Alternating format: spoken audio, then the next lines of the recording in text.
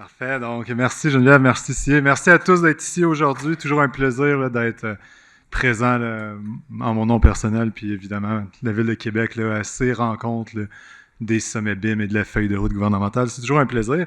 Et on voulait profiter de l'occasion aujourd'hui pour vous faire une présentation sur un sujet qui nous porte à cœur en soi, le BIM et les petits projets. On aimerait vous présenter l'exemple ici là, du projet de pavillon et piscine extérieure Yvette Cloutier. J'ai entendu plus tôt dans la conférence aujourd'hui Steve Tremblay de la SQI clamer que le volume de portefeuille de projets suivant des processus BIM était maintenant aux alentours de 29 milliards de dollars. Donc, ça fait soit des très gros projets ou beaucoup de projets divers. Et effectivement, c'est la dernière réponse, la bonne. Il y en a de toutes sortes et moi, je vais vous en présenter un qui fait 2 millions de dollars. Donc, une goutte dans cet océan là, de volume de projets, mais qui est néanmoins très pertinent. Et c'est ce qu'à la Ville, on aimerait vous communiquer aujourd'hui. C'est vous présenter que c'est possible, une application réussie du BIM sur des projets de petites envergures et d'y aller retirer les mêmes bénéfices qu'on trouverait sur des projets qu'on pourrait dire plus forts, projets vitrines, des projets majeurs. On est habitué de voir du BIM et justement, qu'on entend, on pourrait dire tout le temps parler. On aimerait ça vous présenter aujourd'hui et vous motiver et vous communiquer que n'ayez pas peur, c'est possible de le faire à petite échelle, évidemment. Afin de comprendre ce déploiement-là sur, on pourrait dire, des plus petites échelles, c'est important de vous expliquer un peu la base, un peu c'est quoi nos engagements à la Ville qui nous ont poussé à orienter un BIM vers ce type de projet-là. Donc, on va revenir sur nos engagements BIM à la Ville rapidement. On va vous parler de nos protocoles et usages BIM parce qu'ils sont à la base qui permettent un déploiement d'un BIM à des grands et petits projets, évidemment. Je vais vous parler par la suite de notre projet en exemple aujourd'hui, de la piscine extérieure Yvette Cloutier. Et finalement, le nerf de la guerre de notre côté sur le déploiement du BIM sur les petits projets, c'est surtout la phase après. La piscine Yvette Cloutier, elle a été conçue, construite, elle est maintenant exploitée. Et c'est là maintenant la valeur ajoutée du BIM dans mon cas en exemple. Donc, on va vous parler de l'exploitation et de l'entretien des bâtiments à la Ville de Québec. Et finalement, un très rapide aperçu sur l'avenir du BIM à la Ville, BIM général, mais surtout BIM pour ces petits projets. Donc, en termes d'engagement à la Ville de Québec, c'est pas un secret, notre engouement, notre volonté a débuté là, avec la construction du stade Vidéotron. Ici, on a un exemple d'un projet majeur où est-ce que, justement, on pourrait dire que le déploiement d'un processus BIM était tout justifié. Cela dit, c'est vraiment vers 2016 là, on s'est inscrit là, dans la démarche organisationnelle BIM au service de la gestion des immeubles. Et c'est en 2017 qu'on est allé acquérir de l'expertise, notamment avec des mandats d'accompagnement. Là, c'était la firme BIM One là, qui nous a accompagnés dans nos débuts, avec des débuts de mandats d'accompagnement. Ça nous a permis, entre 2016 et 2017, excusez-moi, une petite parenthèse. Là, évidemment, on avait des attentes avec ce déploiement-là en 2016. C'était un petit peu les mêmes qu'on peut trouver chez d'autres donneurs d'ouvrages publics.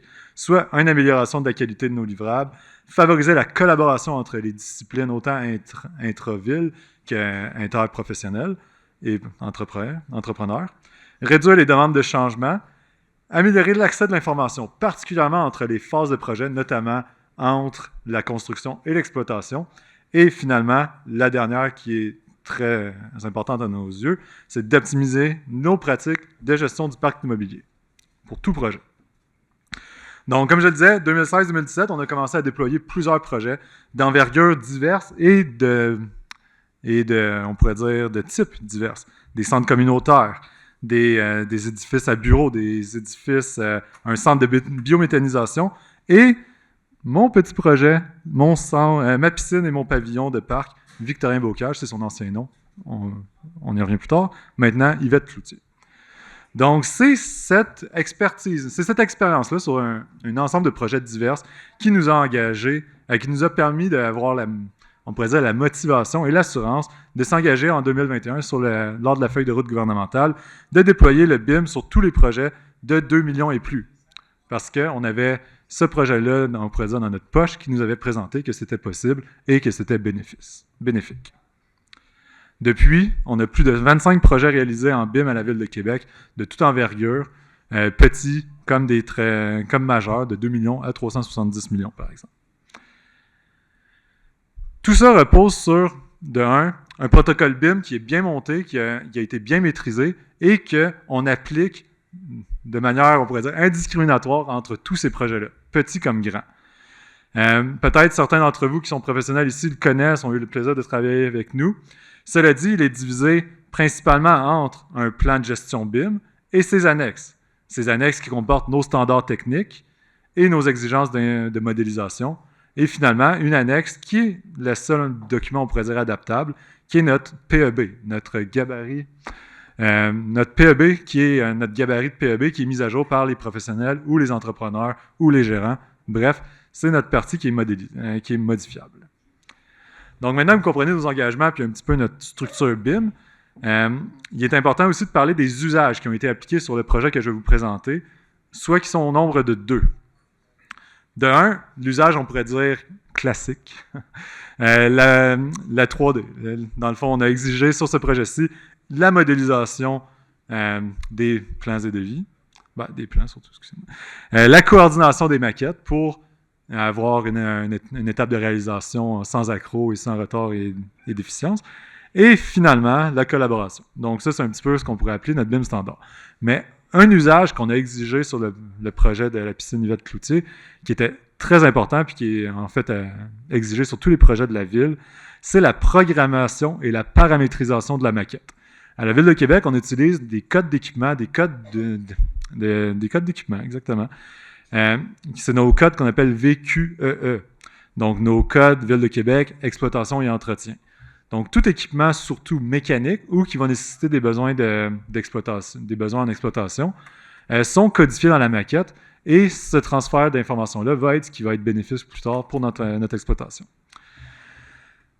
Donc, si on regarde ici maintenant le projet de piscine extérieure Yvette Cloutier, eh bien, la fiche de projet est la suivante. C'était l'aménagement d'une nouvelle piscine extérieure et de construction d'un nouveau bâtiment de service. Comme j'ai dit, il y a eu un changement de nom depuis, donc il y a peut-être des professionnels qui ont entendu parler de son ancien, qui ont travaillé peut-être sur le projet en 2017-2019, dans le temps qui s'appelait Bocage. Maintenant, c'est piscine Yvette Cloutier. Enfin bref. Le bâtiment avait une superficie de 198 mètres carrés. C'était un bassin aquatique de 25 mètres avec une pataugeoire. Il y avait la construction de 2 vestiaires publics qui étaient nécessaires et un bureau pour les moniteurs. L'échéancier était le suivant. La conception s'est déroulée de mai 2018 à février 2019. Donc, un petit peu moins qu'un an, tout juste. Et la réalisation du projet s'est déroulée de juin 2019 à juillet 2020. Donc, un peu plus qu'un an. Donc, ici, je vais vous présenter des vues de cette modélisation-là de ce projet. Les exigences de modélisation, comme j'ai dit, étaient les mêmes que sur des projets majeurs de la Ville. Une conception aux environs de niveau de détail 300 pour conception et appel d'offres. Une construction qui allait pousser le niveau de détail, surtout des équipements, jusqu'à un niveau 400-450. Et le nombre de maquettes en conception était au nombre de celles-ci. Un fichier mètre et des axes, une maquette d'architecture, une maquette de structure et 4 maquettes électromécaniques. Une en électricité, une en mécanique de piscine, une en ventilation et une en plomberie. Ici, j'ai des petites vues là, de l'ampleur de la modélisation que ça a représenté. J'ai aussi des vues de son étape de construction. Donc, des fois, on pense à une petite piscine.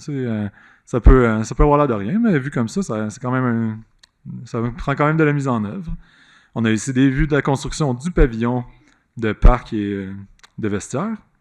Et ici, des parallèles entre la maquette et son projet livré. Donc, ici, on voit un peu l'architecture. Excusez-moi. Ici, la mécanique. Ces parallèles-là sont intéressants aussi parce que je fais une parenthèse ici, mais la Ville de Québec, on développe de plus en plus ça, cette surveillance là, par nous-mêmes là, entre la maquette et le chantier. On a acquis des caméras 360 et on utilise aussi là, des visionneuses là, pour faire des parallèles entre des visites chantier, de l'avancement de la maquette. On a également acquis dernièrement des iPads et des casques de réalité augmentée. Donc, ces petits parallèles-là, on apprécie le faire, puis on voudrait l'appliquer aussi à l'ensemble de nos projets. Cela dit, petit projet comme grand, de plus en plus, il est possible maintenant auprès des fournisseurs, les entrepreneurs spécialisés, de venir déjà télécharger des équipements, ici, j'ai une sorte de mobilier de piscine que le fournisseur peut déjà venir exporter la famille. Toutes les informations sont déjà possibles. Donc, comme je le dis, cette information est disponible quand même sur les petits aussi. Pourquoi pas la copier dans la maquette? Donc, il n'y a pas de facteur d'échelle ici qui restreindrait de bien étayer une maquette de petite envergure. Ici, on voit le projet, un coup livré et dans sa phase finale. Je remercie notre bureau d'architecte LDA pour les photos. Donc, en termes de bilan, quand on regarde ce projet-là, les témoignages qu'on a recueillis de nos équipes de projet, des professionnels, étaient que ça a finalement été une conception et une réalisation efficace. Quand on parle d'honoraires supplémentaires en directive, on est arrivé à 3,66% du coût de projet en honoraires supplémentaires pour des problématiques qui ont été jugées non reliées à la coordination de la maquette. En fait, ça a été on pourrait dire des surprises là, au niveau du raccordement du réseau pluvial et du fond de la piscine. La discipline civile était la seule pas modélisée. Mais je dis ça comme ça. Mais quoi qu'il en soit, en termes de coordination au chantier, on a aperçu effectivement une diminution des retards puis des extras qui auraient pu être, comme j'ai dit, évités par coordination. Le projet n'a pas été livré en retard, sauf pour 7 semaines, dû à un arrêt à cause que c'était en 2020, pendant la COVID. Mais en dehors de cette 7 semaines-là, le projet a été livré à temps. Et d'où que je vous disais, un petit peu plus qu'un an de construction. S'il n'y avait pas eu la COVID, peut-être ça aurait été un an tout rond de construction. Donc, les facteurs de réussite qu'on associe avec ce projet, de un, une bonne maîtrise de l'application de nos processus et protocoles BIM. Comme on l'a dit, on a une recette BIM à la Ville de Québec qu'on applique à tous nos projets. Pendant cette époque-là, on avait aussi la chance d'avoir un mandat d'accompagnement en vigueur, comme je le disais, avec la société BIM One, qui pouvait nous aider pour justement la mise en place de ce processus-ci. Mais, règle générale, il y avait une bonne maîtrise qui était comprise et appliquée sur ces projets-là. Le projet de piscine était également basé sur un modèle similaire. Dans la même période, il y avait 3 autres piscines semblables qui étaient construites dans la Ville de Québec. C'est celle-ci qui a été modélisée. Donc, mine de rien, il y avait quand même une bonne base de conception sur ce projet-ci. Et il y avait déjà une modélisation de projet qui était bien comprise, autant à l'interne qu'avec chez les professionnels. Et le dernier point, puis à mon avis, c'est le plus important, il y avait des professionnels désireux d'apprendre et de s'impliquer dans le processus BIM de la Ville. CIB, notre ingénieur mécanique, et LDA, l'architecte, étaient à leur premier projet BIM avec la Ville et même BIM tout court. Mais ils ont voulu utiliser le projet comme un tremplin pour justement faire un peu leur virage numérique en modélisation. EMS, en structure, avait déjà une expérience antérieure sur d'autres projets avec la Ville de Québec, mais il était pas moins collaboratif et désireux. J'ai ici un témoignage du chargé de projet en architecture, Nicolas Desmeules, qui vient porter un peu appui au message qu'on essaie de vous communiquer aujourd'hui. Mais ce projet démontre bien qu'il sort du cadre habituel que l'on s'attend de projets BIM majeurs, vu sa taille et sa complexité.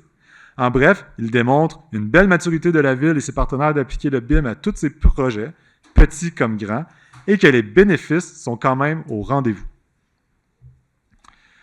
Donc ici, quand on parle de bénéfices, je vous ai souvent parlé que les bénéfices sont au rendez-vous.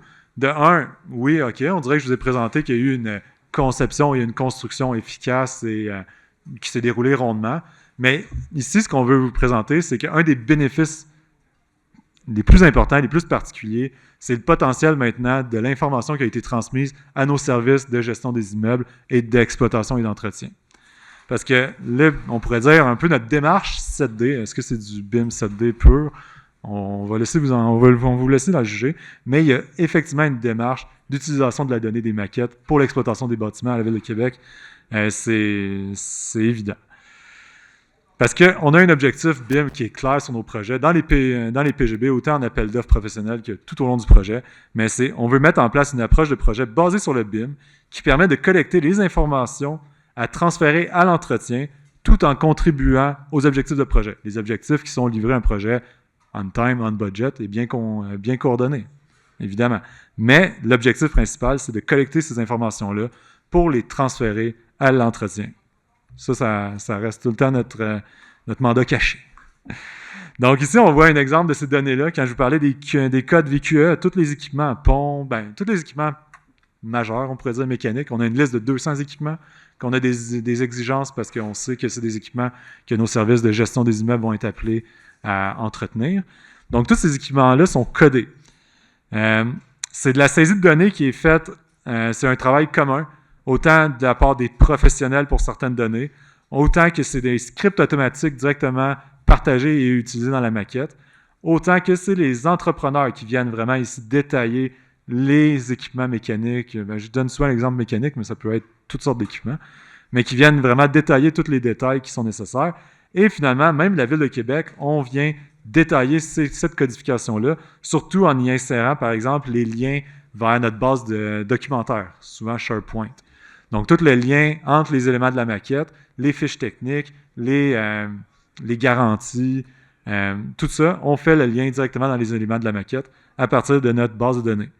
C'est ce qui nous donne justement une sorte d'intelligence de gestion de la donnée, soit la donnée que, comme j'ai dit, qui est extraite vers la maquette, qui est ensuite poussée vers un Excel, qui est ensuite convertie dans un autre Excel, qui est envoyée ensuite dans notre base de données GMO. Ici, dans notre cas, on utilise Maximo. Et comme je l'ai dit, on fait également le lien entre les maquettes et cette base de données-là avec notre plateforme documentaire SharePoint, qui est tous les liens entre les fiches techniques, tous les aspects documentaires. Donc, ça donne la possibilité à nos équipes, pour petits et grands projets, d'avoir à portée de main les documents techniques, les maquettes, et ainsi et leurs outils, soit leur système GMO comme Maximo. Également, on essaye de mettre à jour cette information-là selon différentes phases de projet. S'il y a des projets majeurs qui viennent externes ou internes, ça va nécessiter, il y a un des processus pour mettre l'information à jour. Souvent c'est un barème en ce moment, si c'est des modifications de projets en dessous de 100 000 on le met peut-être un petit peu moins à jour. Bref, c'est des processus qui évoluent, mais cela dit, on essaie de garder cette information-là d'exploitation à jour, même après que le processus BIM de construction et de réalisation, de conception et de réalisation est terminé. Je vais vous donner un autre projet en exemple, un autre petit, où est-ce qu'on a démontré ici les bénéfices et la pertinence là, de venir récupérer cette donnée d'exploitation BIM sur un projet de plus petite envergure. C'était le projet de pavillon et de service de parc de la Pointe-aux-Lièvres. C'est un projet d'une envergure de 4 millions de dollars. Mais c'est vraiment ce projet-là qui a été construit en parallèle, on pourrait dire, en même temps que le parc extérieur de la piscine Yvette-Cloutier. Puis on a fait on a fait des comparaisons puis des observations sur ce projet-ci, notamment sur c'était quoi la donnée qui était normalement transférée de la réalisation jusqu'à l'exploitation en processus traditionnel, et c'était quoi maintenant la donnée qu'on était capable d'extraire, de partager de la réalisation à l'exploitation. Donc c'était de la manière suivante. Ici, on a un exemple de la maquette de ce pavillon de parc. On voit ici des éléments électriques. C'est juste pour vous présenter qu'elles sont toutes codées là, selon nos exigences de codification, le VQE. Donc, de cette information-là, habituellement, sur un processus traditionnel, où est-ce qu'on aurait reçu des PDF, nos équipes d'exploitation auraient regardé les PDF puis auraient identifié des équipements, on pourrait dire, critiques qu'ils doivent exploiter. Habituellement, nos équipes, ils nous ont informé qu'ils auraient ressorti des informations sur 13 équipements. Avec la maquette, c'était facilement possible de sortir des informations sur 89 équipements qui, finalement, rencontraient nos critères de gestion des équipements à la ville. Même, on est encore allé plus loin parce que ça, ici, c'est les équipements, mais chaque équipement, un équipement a un nombre important d'informations pour chacun. Donc, en termes d'informations, ces 13 équipements-là de base qu'on identifiait sur les plans, il y avait 52 informations environ qui étaient rattachées à ces équipements-là sur les plans. Mais avec la maquette, là c'est ma ligne bleue pâle, c'était maintenant 1114 informations qu'on était capable d'extraire, de partager de la réalisation jusqu'à nos équipes d'exploitation. Et ça, c'était nos exigences à la Ville de Québec. L'entrepreneur, dans ce cas-ci du pavillon de parc, a continué à étayer, on pourrait dire, à bâtir les paramètres de ces équipements-là. Finalement, c'était 2277 informations qui étaient rattachées à ces 89 équipements qui étaient modélisés. Donc là, ici, on voit que c'est pas un gros projet, là. C'est 4 millions. Mais on vient de passer d'un partage de 52 informations, mais ici, c'est comme plus que traditionnel. Là. Mais on vient quand même le facteur d'échelle est quand même gigantesque. Puis comme je le répète, c'est pas un gros projet. Imaginez-vous sur des projets à 300, 400 millions, comment que c'est exponentiel là, à ce point-là, comment que cette information-là qui existe, il y a des efforts qui ont été investis dans les phases de conception puis de construction, et des fois, on dirait que c'est pas partagé par la suite aux équipes d'entretien puis de gestion des immeubles. Donc, nous, c'est le pari qu'on a fait à la Ville de Québec de déployer le BIM, notre démarche, également sur ces petits projets-là, parce qu'on estime que, justement, c'est l'avenir du BIM, c'est les opportunités que je commence à vous expliquer. Parfait. Justement, depuis 2021, on s'est engagé à faire du BIM sur tous les projets de 2 millions et plus. On l'a respecté environ à 75%. Le CIE, puis dans la mise à jour, on a expliqué nos bilans, puis ainsi de suite. Mais depuis 2023-2024, c'est maintenant tous les projets de 1 million et plus qu'on déploie notre processus BIM sur ces projets-là. Puis, je ne sais pas si vous avez... tout le monde est familier ici avec l'inflation puis la flambée des prix. Maintenant, 1 million, il n'y a plus grand-chose qu'on construit pour moins que ça. Là. Donc, c'est pas mal l'ensemble de tous nos projets à la gestion des immeubles qui suivent maintenant un processus BIM. Pourquoi? Parce que c'est l'avenir, on a l'impression. On identifie ici des opportunités importantes. De 1, établir un standard de modèle et de base de données à l'ensemble de la ville. On ne veut pas que nos équipes d'entretien et de gestion des immeubles se posent la question: est-ce que ce bâtiment-là il a été modélisé? Est-ce que l'information est bâtie d'une manière différente? Est-ce qu'elle est codée? Est-ce qu'il va falloir que je filtre? Non. Toute l'information est standard et bâtie de la même manière d'un projet à l'autre, peu importe son envergure. Cet objectif, l'opportunité ici, c'est effectivement de faciliter l'exploitation du parc immobilier. Parce qu'on ne va pas se le cacher, grand ou petit projet, tous ont besoin d'être entretenus. Et en plus, ça permet, on a réalisé, de développer notre expertise à l'interne. En ouvrant l'éventail de projets, eh bien, on a plus de chargés de projet, on a plus de gens à l'interne, chez nos experts, chez nos clients, chez nos partenaires, qui sont appelés à travailler avec la démarche BIM. Donc, ça fait maintenant plus de gens informés, ça fait plus de joueurs dans l'industrie, chez les bureaux de professionnels autant qu'entrepreneurs. Donc, ici, c'est une belle opportunité. Et finalement, j'aimerais faire un lien vers le SIG. Les systèmes là, de géoréférencement. Pour nous, c'est très important. On veut faire de plus en plus maintenant sur nos projets en avant-projet, avant la conception. On aime faire quand même de l'intégration au site volumétrique avec les... Donc, ça nous prend le géoréférencement, ça nous prend cette donnée-là. Mais surtout, on a l'objectif un jour d'avoir une maquette 3D ville. Et cette maquette-là, 3D ville, serait incomplète si justement il manquerait ces petits projets-là. On ne veut pas que ce soit une maquette qui représente seulement le tiers de nos projets, la moitié de nos projets, parce que c'est seulement les majeurs. La Ville de Québec, c'est un écosystème qui comporte justement ses parcs, ses piscines, ses pavillons, ses espaces communautaires, ses palais de justice, ses postes de police. Donc, c'est ici les opportunités qu'on a identifiées et surtout, c'est ce qu'on essaie de communiquer aujourd'hui. Le BIM s'applique très bien à des grands projets et à des petits. Donc, merci beaucoup. J'espère que vous avez apprécié. Merci, Alexandre. Merci, Alexandre. On va prendre quelques questions. Oui, on va prendre quelques questions. Si vous avez quelques questions. Oui. Bonjour. Concernant la partie que vous avez mentionnée des standards de base de données, est-ce que vous savez s'il y a des initiatives pour coordonner ça avec d'autres villes ou d'autres donneurs d'ouvrage, parce que quelque part, ils ont tous les mêmes enjeux d'exploitation, ou que ce soit les fournisseurs qui puissent avoir des bases de données communes pour que tout le monde puisse extraire les données de la même façon. Donc, je ne sais pas si vous êtes au courant, dans la feuille de route gouvernementale, est-ce qu'il y a quelque chose là-dessus? Est-ce que... Je vous laisse, merci. Parfait. Excellente question. De un, notre base de données a été basée sur nos besoins, on pourrait dire personnels, égoïstes. Non, on avait fait l'exercice auprès des exploitants, des gestions des immeubles, puis ils nous avaient dit, c'est tel type de système que je veux connaître tel type d'information. Puis on a basé notre liste de données là-dessus. Cela dit, on est très ouvert à ce qu'elle soit uniformisée. Il y a des initiatives là, au sein des donneurs d'ouvrages même, basé un peu sur la norme ISO 19650, là, de venir, on pourrait dire, uniformiser le type de données qu'on veut voir paramétrisées dans des maquettes, des choses comme ça. On a tous nos besoins personnel et particulier, on pourrait dire, entre donneurs d'ouvrage. Il y a des différences, effectivement, entre nous, entre Hydro-Québec, entre la SQI. Mais quoi qu'il en soit, on aimerait, oui, on est positif là, et à l'écoute là, d'initiatives là, pour vraiment venir, on pourrait dire, uniformiser là, ces bases de données-là, municipales notamment, ou d'équipements mécaniques chez les donneurs d'ouvrage publics, certainement. Merci.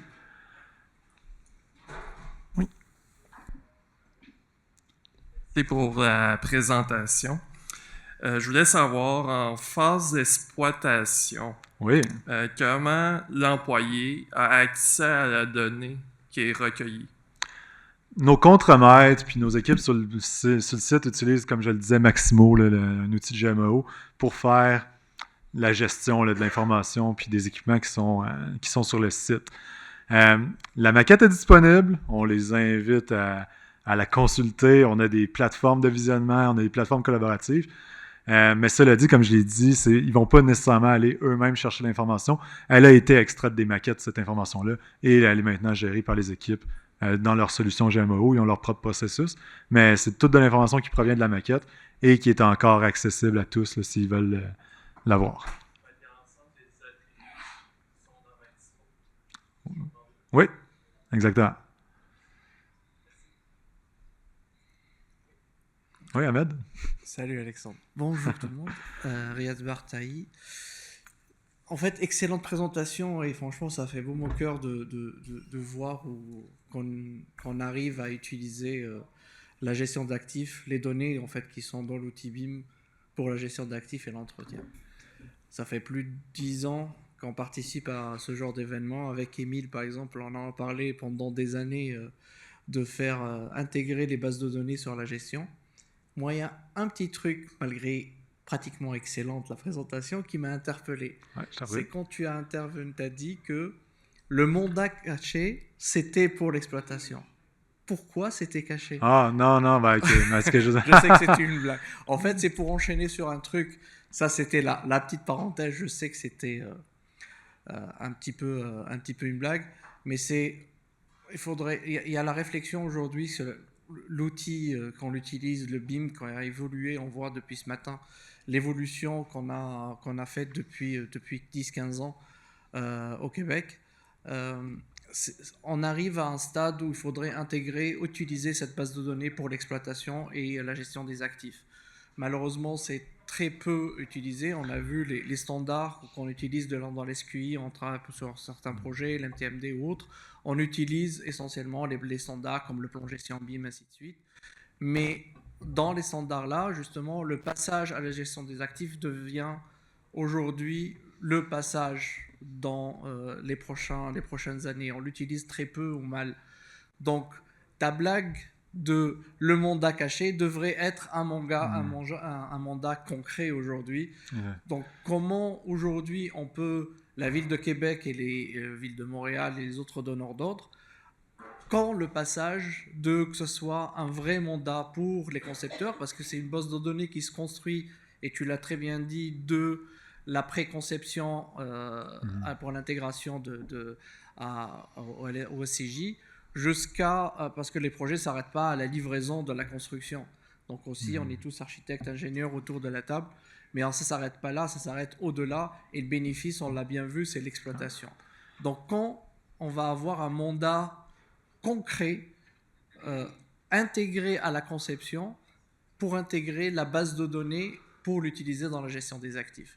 Donc, c'est pour ressauter à... Oui, complètement. Puis, c'est une très bonne question puis un bon point. Effectivement, peut-être que je me suis mal exprimé, mais dans le sens que quand on part en appel d'offres, c'est tout le temps aux professionnels, c'est aux entrepreneurs qu'on discute. Puis, ici, on parle tout le temps un peu des mêmes usages. C'est une meilleure coordination, un appel d'offres plus facile, une construction plus facile. C'est tout le temps un petit peu le mandat principal du BIM qu'on entend parler. Mais nous, à la Ville de Québec, en fait, ça n'a jamais été caché. On avait des grands objectifs BIM. Non, j'ai quand même dit ça. Mais ça n'a jamais été caché, mais oui, nos objectifs BIM, en fait, on les préfère justement de cette optique-là. On parle tout le temps de diminution des problèmes au chantier, meilleure coordination. Puis c'est vrai, puis c'est important, puis c'est essentiel.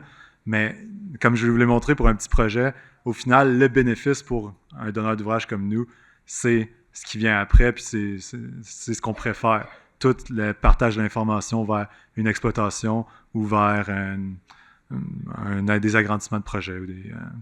Ben, cette valorisation-là de la donnée, c'est, à mon avis, notre long game. Mais d'entrée de jeu, on discute tout le temps que oui, parce qu'on part en appel d'offres, on donne le mandat à des professionnels, puis on communique tout le temps. On veut un BIM bien coordonné. Mais à la base, nous, ce qui nous fait rêver, c'est cette valorisation de la donnée pour l'exploitation du projet. Merci, Alexandre. Donc, on va prendre les 2 dernières questions.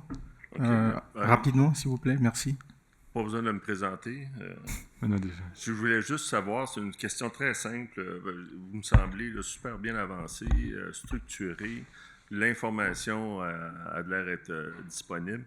Fait que ma question, c'est, vous parlez d'aller plus loin. Fait que je suis rendu là, moi, j'aimerais ça savoir si vous avez déjà pensé à utiliser éventuellement des lunettes de réalité virtuelle pour, lorsqu'on va faire du suivi de qualité ou encore un entretien, on est capable de voir les plans en même temps qu'on regarde l'équipement, simplement en pointant. Fait que ça existe déjà. Fait que je voulais savoir quand est-ce que vous planifiez l'utiliser. Ouais. Effectivement, j'ai dit plus tôt qu'on avait acquis des lunettes de réalité augmentée. Leur objectif principal en ce moment sont plus vers une démocratisation des maquettes, une communication plus facile, par exemple avec des partenaires, des clients, des pompiers, on va dire. Mais dans le fond, une meilleure compréhension des maquettes. Il n'y a pas encore de processus là, d'équiper nos équipes de gestion de l'entretien là, pour. On voit qu'il y a des vidéos un peu excitantes là, qu'on voit comment il peut voir comment monter, changer le fil d'une machine avec les lunettes ou des choses comme ça. C'est pas encore en place, mais on n'est pas fermé. Ben, vous avez un bon point hein, quand même. Pour les pompiers, ça serait intéressant. Ils pourraient arriver sur les lieux et savoir déjà comment c'est fait. Absolument. C'est ça notre objectif en ce moment, immédiat, là, qu'on veut déployer ces lunettes-là pour. Mais je suis d'accord avec vous qu'il peut y avoir d'autres besoins en termes de surveillance de chantier ou d'entretien par la suite, qu'il y aurait peut-être des usages. Et tantôt, vous avez parlé de villes virtuelles. Ouais. Fait que, est-ce que ça va être ça pour toutes les villes? Moi, ma maison est déjà dessinée en 3D. Je suis prêt à intégrer la ville. Là. Non, il n'y a pas encore de volonté là, de numériser l'ensemble de la ville de Québec puis de l'utiliser comme un outil de gestion là, des permis ou du zonage ou quoi que ce soit. Mais cela dit, en ce moment, on est en train d'accumuler, mine de rien, une base des données de plusieurs projets d'immeubles. Un jour, ça pourrait être possible de les pousser sur un maillage. Merci. On a déjà le LIDAR, fait que c'est déjà de l'information. Exact. Merci. L'incitatif pour attirer des nouvelles personnes à la ville de Québec, c'est bon. Oui, allez-y. Bonjour. Alexandre de XP. Tu parlais de avant, on sortait à peu près une 50aine de données. Maintenant, tu es rendu à 2500 à peu près. Vous assurez-vous que vous les étudiez toutes? Puis est-ce que vous assurez qu'elle est bonne? Parce qu'on peut créer de la donnée. Là. Ça, c'est très facile pour nous autres. Absolument. On peut écrire le numéro de téléphone du fournisseur, le nom de ses enfants, puis son adresse. Non, effectivement, il faut faire quand même... Il y a un contrôle qui est fait. Nous, on a nos exigences. On fait des contrôles qualité à l'interne pour voir la taille des maquettes puis qu'est-ce qui les comporte. On s'assure, on a comme un peu des processus là, qui nous assurent que nos codages sont remplis, puis ainsi de suite. Mais effectivement, il y a une gestion à faire. On n'est peut-être pas encore parfait là-dessus. L'exemple, c'était juste pour vous montrer que l'entrepreneur, à force d'exporter, mettons, des familles de fournisseurs, des choses comme ça, l'information se bâtissait tout seul. Mais je suis d'accord avec vous. À un moment donné, garbage in, garbage out, il ne faut pas perdre le contrôle des maquettes puis que cette information-là devienne non pertinente. Puis là, tu viens de me dire que justement, tu vérifies cette donnée-là. Est-ce que vous communiquez ça après ça aux entrepreneurs puis aux concepteurs? Dire, regarde, finalement, ces données-là, c'était trop, ceux-là, on en voudrait plus. J'aurais de la misère à te dire des exemples concrets, là, mais c'est sûr que ça serait dans nos volontés. Là. Merci Alexandre. Merci, on acclame. Merci pour la conférence, Alexandre. C'est très apprécié.